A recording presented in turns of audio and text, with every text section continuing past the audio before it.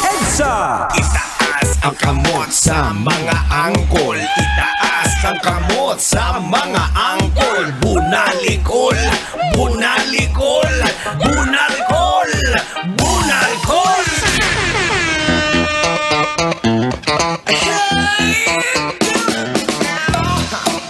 Oras natin!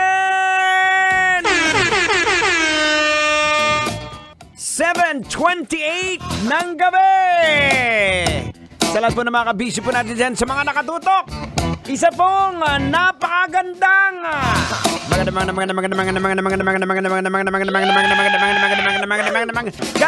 gabi!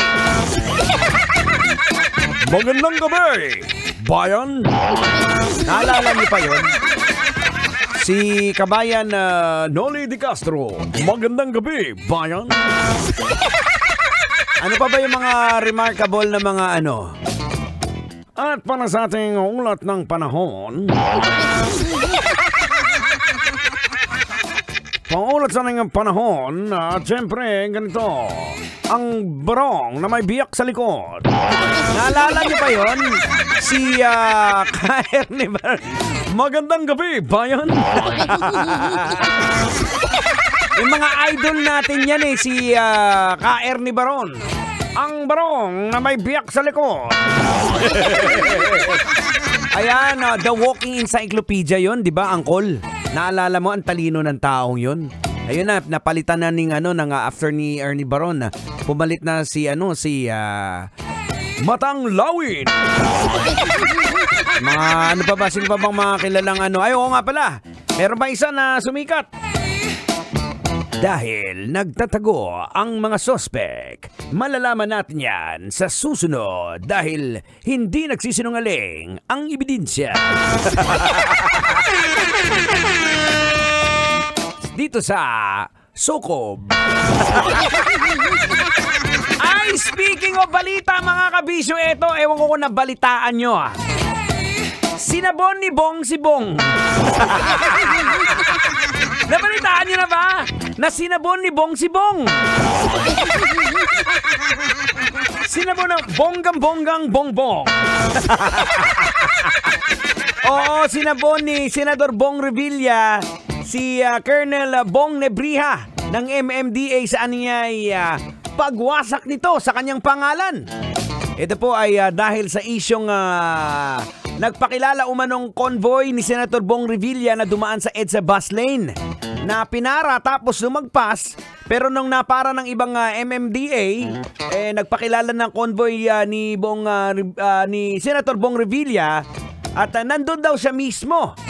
Ito naman ay sinabi ng tauhan ni Colonel Bong Nebriha, kaya nabanggit niya na si Senator Bong yung dumaan. At kaya nga mga kabisyo, ito nga ayon sa balita ating ayon sa ating balitang nakalap. Ayon kay MMDA Chair Romando Artes, sinuspinde na si MMDA Task Force Special Operations Chief Bong Nebriha matapos tinag si Senator Bong Revilla in a supposed bus lane violation. Pero mga kabisyo, eto naman, humingi naman po ng pasensya si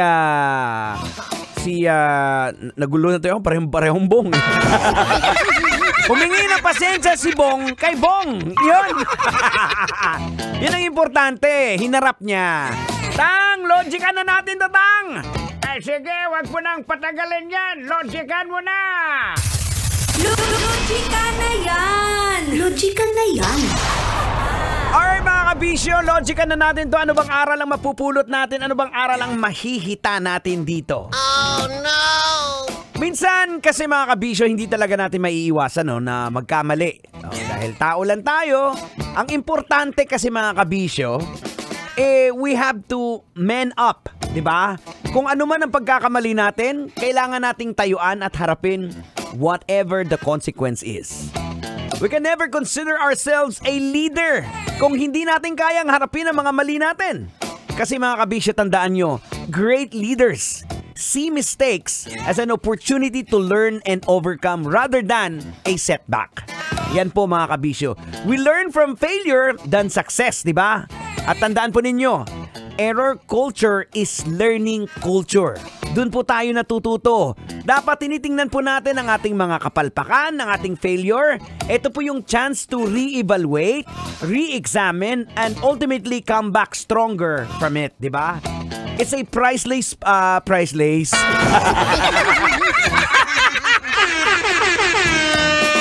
Malo, oy, kaging pilit, babi English mo. No. Pasensya na, ilonggo mo. Priceless. Ay, maluoy ka. Priceless. It's a priceless possibility to increase the learning ability ng isang tao. Ang importante, again, tandaan po ninyo, mga kabisyo, error culture is a learning culture. Sa pagkakamali, dun po tayo natututo.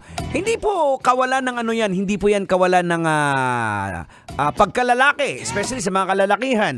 Kung nagkamali ka, humingi ka ng pasensya.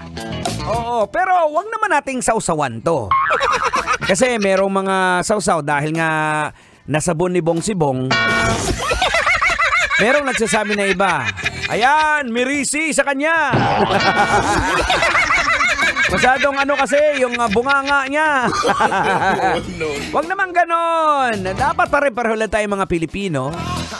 Ang importante lang dyan napatawad na ni Senator Bong, pinagsabihan na mali ang kanilang ginawa. At nabanggit nga ni Senator Bong na anak ng teteng daw talaga siya. Anak ng teteng naman, ho. Yeah. Sino ba talaga yung anak ng teteng? Aragoy! Maluoy ka! Ang importante lang, again, mga kabisyo, ang pinaka-importante sa lahat, we have to man up, to stand up, aminin ang pagkakamali natin, and we have to own it. Tanggapin natin whatever consequence and learn from the mistakes na nagawa po natin. Ganun lang yan kasimple. Ganun lang yan kadali. And I thank you! Oras natin mga kabisyo sa buong kapuluan. It is now 35 minutes makalipas sa oras ng alas 7 ng gabi. Samahan niyo po ako hanggang alas 9 po tayo ng gabi. Keep it locked in. Dito lamang po sa pinakamakulit, pinaka-the best, pinakamasaya na programa sa radyo. Ito po ang programang EDSA dito po, syempre, sa 90.7 Love Radio. Now, we're gonna slow things down, ladies and gentlemen, as I'm gonna give you this song coming from Michael Bolton with How Am I Supposed to Live Without You? Beautiful song. Listen to this. Love Radio.